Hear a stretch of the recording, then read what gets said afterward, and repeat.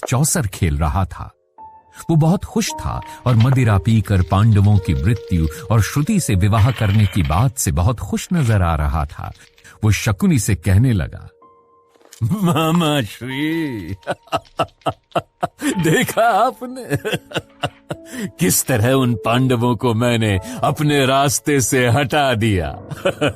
अब हस्तिनापुर का राज्य मेरा है, मेरा।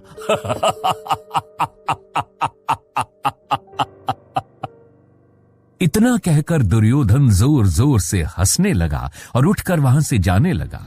शकुनी ने उसे रोका और पूछा, बीच में बाजी छोड़कर कहां जाने लगे भांजे? दुर्योधन ने नशे में जाते हुए उत्तर दिया, मामा श्री, इन सभी क्रियाकलापों के बीच मैं अपनी प्रेयसी का ठीक से नाम पूछना तो भूल ही गया था। आप इस अवसर का आनंद लीजिए और खेल जारी रखिए, मैं शीघ्र ही आता हूं। और वो वहां से श्रुति के कमरे की ओर जाने लगा। दूसरी ओर श्रुति कमरे में यहां से वहां घूम रही थी।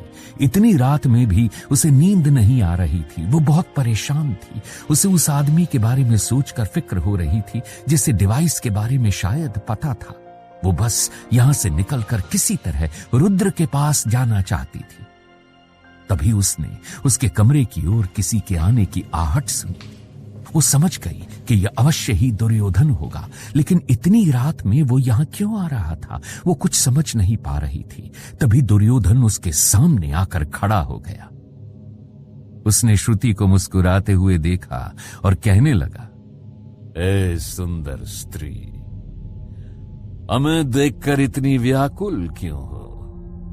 हम आपको कोई हानि नहीं पहुंचाएंगे। हम तो आपसे आपका नाम पूछना ही भूल गए थे। क्या नाम है आपका, मनमोहक नारी?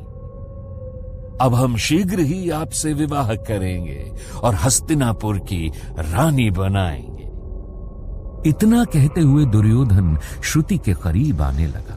श्रुति, जो अब तक उससे डरी हुई थी, उसने गुस्से से कहा, दूर रहो मुझसे, मेरे पास आने की सोचना भी मत। दुर्योधन श्रुति की बात से गुस्से में भर गया, लेकिन कुछ सोचकर वो मुस्कुराता हुआ बोला, ठीक है, हम आपसे विवाह के उपरांत ही इस विषय पर चर्चा करेंगे। और वो उस कमरे से बाहर निकल गया। दुर्योधन इस गुप्त कक्ष तक श्रुति के पास आया तो था, लेकिन वो नहीं जानता था कि महामंत्री विदुर ने उसके पीछे गुप्तचर लगाए थे, जो उसका पीछा करते हुए यहां तक पहुंच गए थे। विदुर को श्रुति का पता तो लग चुका था।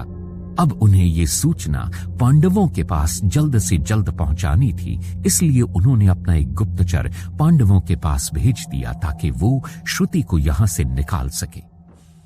दूसरी तरफ शकुनी को उस व्यक्ति की याद आई जो उस डिवाइस के बारे में जानता था। उसने उसे अपने कक्ष में बुलवाया और उसके साथ मिलकर उस डिवाइस की जांच में लग गया।